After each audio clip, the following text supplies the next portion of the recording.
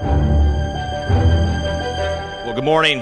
Hope you've had a terrific conference. This is my 14th opportunity to stand up here before you and report out on your association's activities. I think this is important for us to do, and I want you to know that I'm really humbled to have the opportunity to serve our thousands of members across the state, work with the outstanding staff, and of course our leaders on the board of directors.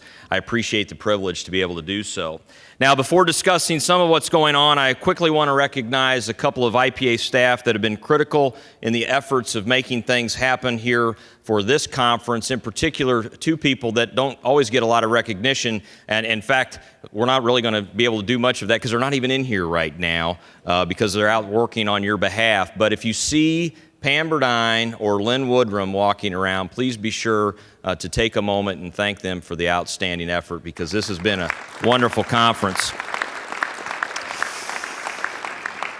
Additionally, it's an honor for me to recognize and thank those IPA staff members who have hit some milestone years serving the IPA, and they've been doing it on your behalf so faithfully, and this year is no exception. And so I'm going to ask these individuals, I'm going to call out their names if they're available. A couple of them may still be out and about doing some other tasks right now, but I'm going to ask for them to come on down. The first of these is Kim Zinman, who is our field services specialist and now a new grandma. Just this last week or so, last couple of weeks, she serves the Lake, North Cook, and West Cook regions, and she just crossed her 5 years of service to the association. So let's give Kim a round of applause.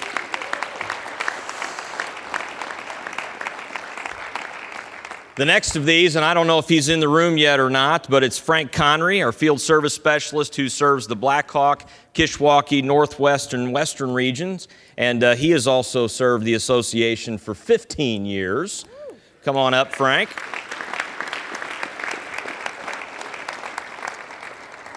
Next is Don Dillon, field service specialist for the Egyptian, Kaskaskia, Shawnee, Southwestern, and Wabash Valley regions. He's also got 15 years of service.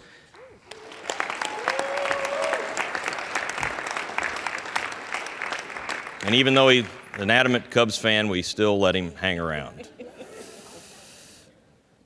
You said that's awesome, Cheryl? That's awesome. Oh, well, we need to talk later. Next, Don Hanson, field service specialist for Abe Lincoln, CIV, Corn Belt, Illini, and the Two Rivers region, who has 15 years of service with IPA.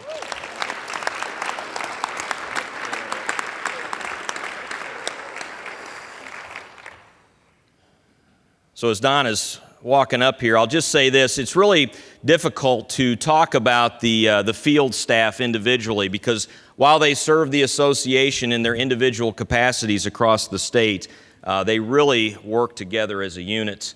And I will tell you that I'm grateful for the work of Kim, Frank, Don, and Don, their dedication, commitment to the IPA, which extends well before even their service here as field service specialists, but they've done a lot of work on the behalf of the profession, and especially to you as members of this organization.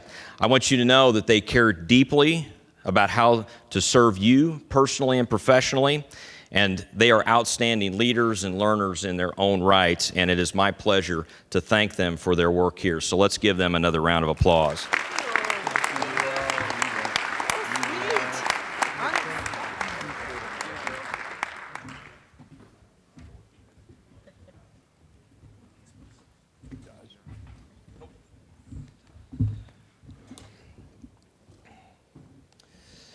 So during my brief remarks this morning, in addition to recognizing these outstanding educational leaders, I'm going to touch on 3 time frames for the association, some key highlights from 2018-2019, that school year. I want to share some numbers for you that will paint a picture of what's going on with the association right now, and then lastly, a short little bit of time about a vision for what is to come for us as an association over the next couple of years.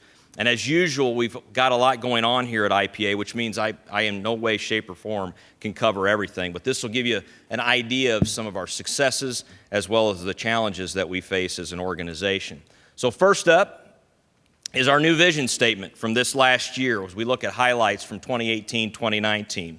For over a decade, the IPA had a vision statement that was pretty inward focused as an organization. It challenged us to build our internal capacity and infrastructure. Last year, though, it became evident that we needed to more explicitly turn our attention to how we could fully utilize available resources to tackle challenges that we faced as a profession, especially when you look at the educator shortage and the churn of school leadership throughout our schools in this state. Thus, the IPA Board of Directors, they adopted this new aspirational vision for us as an organization, which is to have effective, sustained educational leaders for every Illinois school community. And I'll get into this in a moment of what this means for us as an organization. The second thing that I wanted to highlight for you was the fact that the board this last year added a diversity and equity chair position back in July. Now, I think this statistic is probably one that you've heard before, but it is worth repeating. Over 50% of our school student population are students of color, but only 15%, actually less than 15% of our educators are. And this is a significant issue for us. Michael did a really good job of articulating that during his presentation earlier today.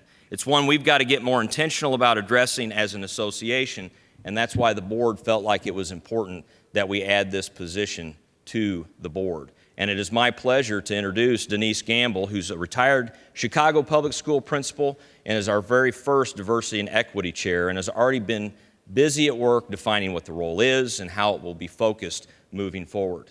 And I will tell you that this is only a small first step in our efforts to better serve our diverse learners and leaders in this organization, but it's one that I am very committed to in making sure that we do right. Thanks, Paul. Yeah. Last spring, the IPA held our very first of what I hope to be many Women in Educational Leading and Learning Summits, or the WELL Summit, with the leadership of Dr. Holmes, our Deputy Executive Director of Professional Learning.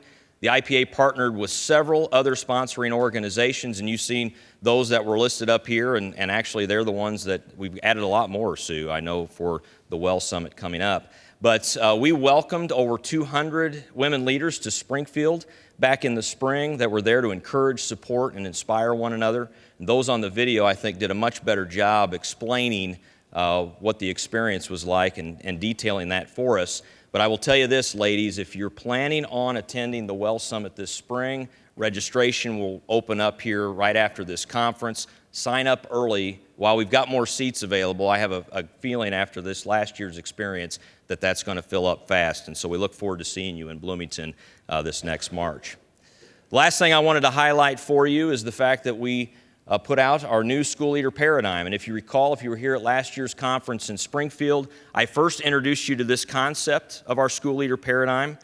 This past May, we published and mailed to you an overview of the paradigm in its entirety. If you didn't get that, you want a copy, let me know. I'd be happy to mail it to you, or we've got it available in its entirety on our website. And this new leadership framework is going to be very important for us as an association in the future, and I'm going to talk a little bit more about that in a moment. So as we look at our new vision, diversity and equity chair position, the WELL Summit, the school leader paradigm, these are just a few of the highlights of the work that have occurred this past year. And if you want to see everything that happened, be sure to look at our annual report when time allows, and we'll make sure that this is available for you online. So let's talk about what's happening right now. I will tell you, this is the start of year 14. Okay, we're about a quarter of the way into it now. In my over 13 years as executive director of this association, knock on wood, I believe this to be the start of the best year that we've ever had. And I want to share some numbers with you that I think will help paint this picture for you. Right now, our membership exceeds 5,700 members throughout the state of Illinois. At the beginning of this fiscal year, we were right around 5,300, and over the last several months, we've seen quite a jump with that. It's been a significant increase, and there are a few reasons for why this has happened. First, I'm grateful to all of you for your continued support of the organization and encouraging your colleagues to join the largest community of school leaders in the state of Illinois and encouraging them to get involved and be at events like this. Second, we are now providing aspiring membership To those prospective leaders who take the new initial teacher evaluation training from us, we've made that part of the deal so that they can get an idea of what the association can do on their behalf. Third, the Archdiocese of Chicago recently signed up their 180 building leaders to be members of the association, and I recognized him during Congress, but I'm going to do it here again today. John Glimko, are you still out in the audience anywhere? I don't know if he was able to hang around here or not. He's our West Cook State Director, retired public school principal, and then started working with the Archdiocese. He's been instrumental to helping make this happen. Lastly, IPA staff and their outstanding work. Lisa Taylor, Laura Adams, Daryl Peel. They work tirelessly to process memberships, call lapsed members, and keep the database current, which is quite an effort. The next, our EDI Leaders Network. If you're not involved with this, recall that your school, due to our partnership with the Illinois State Board of Education, can provide you access at no cost. We have over 85,000 users in the system right now, and over 69,000 courses were completed in ELN between January 1 and September 30th. I'm not going to get into too much more detail with this, but some pretty special things are happening with ELN. Mentoring and coaching, another service that we provide. Last year, we mentored and coached 32 new and other school leaders. This year, we are coaching 82, so that's quite an increase. And for this annual conference, all of you attending this year represent an over 26% increase from 2017, and over 65% increase, 66% increase over 2 years ago. So budgets do matter, but your guys' engagement, willingness to come together and be here and learn are critical. But I'm going to tell you what I believe is an association that's so important for us. Just being together matters, right? Being together matters. You guys do tough work, as Dan talked about yesterday in his remarks, and to be able to go back and have an impact, you've got to have the encouragement of colleagues out in the field that you can rely on and commiserate with and share successes and the tough things that you deal with. So being together is really important. So this is just a couple of examples of the terrific start to the school year that we've had, but I want to talk to you briefly about what's on the horizon. Strategic planning. I hope it's something that you do in your own schools or some sort of school improvement, but it's been really important to this organization over the last several decades. Outcomes of past strategic plans include our 21 region structure, online administrator academies, IPA Connect, the online model student handbook, the EDI Leaders Network, and much more. During its July leadership conference and virtually over the last few months, the IPA Board of Directors and the staff have spent time deliberating about the future direction of this association. And today I'm excited to share with you what they approved during our board meeting, the board did, on Sunday. These overarching strategies are focused and do a terrific job of doing three things, weaving together these three things rather.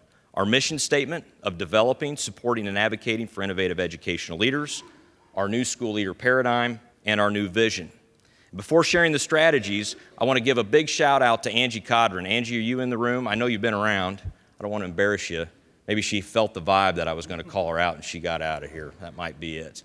So Angie Codron, who was here through the conference for a bit, she's from Normal West High School in the Corn Belt region. She had to fill in this past July, and she really did a nice job of making these connections for us. I wasn't making them in the way that she did, and it's really helped shape what we're doing with our strategic plan moving forward, and it's pretty exciting. So let's take a quick look. The first is culture. To build, support, and sustain a diverse membership of innovative educational leaders. Obviously, we want to continue to grow the number of IPA members. This is going to be important for us, but we must be sure to create the organizational culture and opportunities for all school leaders to make sure that you feel welcome and that you're able to flourish both personally and professionally. Next, learning. I want to help you leverage the school leader paradigm. This is what we're going to be working on to develop professional learning services that strengthen school leader effectiveness and sustainability. We want to help you get better faster. We want to help you stay in positions longer. With the school leader paradigm using that as our anchor, we're on a 3-year journey to create micro-credentials, build out our school leader networks, and produce tools and resources to help you grow as a learning leader leading learning organizations. When I talk about school leadership, you're going to hear me say that phrase a lot. You're so much more than instructional leaders, okay? Not that that's not an important term, but you are so much more than that. You are learning leaders leading learning organizations. Lastly, systems. Enhance organizational capacity and efficiency to improve the association's ability to serve and advocate for members. Something I most appreciate about the IPA team, and this strategy is really going to be focused on us internally there in the office, it's their willingness to grow and improve how they do their work every day. Well, we've done a lot to grow and improve and enhance the technologies that we use to support you, like ELN, for example. The IPA staff is now in the process of using new technologies to improve our workflow and efficiency, and no doubt this is going to help us in our abilities to serve you and advocate on your behalf. So, with the convergence of these three things, culture, learning, and systems, and the strategies under each one of them, we will be better equipped to realize our vision of effective, sustained educational leaders for every Illinois school community. So we've got some exciting work ahead of us, and I look forward to hearing your feedback as we share out the goals and the action plans that we use. And if you're looking for a framework for how you would build your own school improvement plan or strategic plan, feel free to steal this at your leisure. I'm sure happy to help support that. So let me wrap up with these last couple of comments. As we celebrate Principal Appreciation Week this week and Principal Appreciation Day on Friday, I want you to be sure to take a moment and reflect and know that you as a leader and what you do as a leader are appreciated. As I've said many times before on videos or opportunities like this, school leadership matters. Your leadership matters, which means you matter. Your students, your staff, community, they look to you for vision. They look to you for empowerment. They look to you to be a moral compass. They look to you to be their advocate. They look to you to be their voice when they're struggling to find theirs.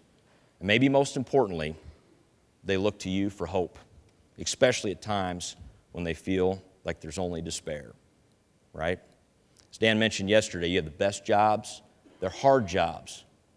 The only thing I could add to that, which is not much, it's the hard about the job that makes it so great. Don't forget about it, because if it was easy, anyone would do it. They're not, you are. Thank you for making an eternal difference in the lives of kids, your teachers, and your community. Be confident knowing that the IPA will always be here to support and encourage you however we can. Thank you.